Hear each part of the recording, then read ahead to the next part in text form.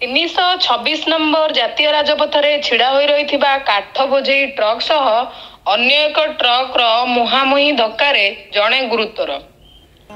मालकानगिरी जिला कालीमाला ब्लॉक अंतर्गत MB 96 ग्राम निकटरे थिबा 326 जातीय राजपथरे आज दुईटी ट्रक मुहांमुही धक्का होईछि। एथिरे जणे व्यक्ति गुरुतर आहत होइथिबा बेले तांको प्रथमे कालीमाला गोष्ठी स्वास्थ्य केन्द्र और परे मालकानगिरी जिला मुख्य चिकित्सालय भर्ती करा जायछि।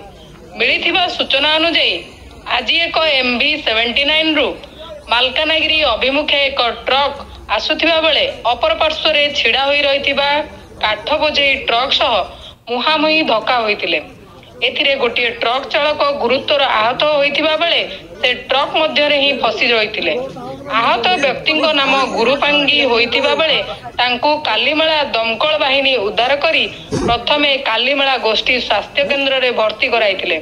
तेबे सेठारे तांको अवस्था अधिक गुरुतर हेबारु तांको मालकानगिरी जिला मुख्य चिकित्सालय को स्थानांतर करा जाइथिबा सूचना मिलिछि।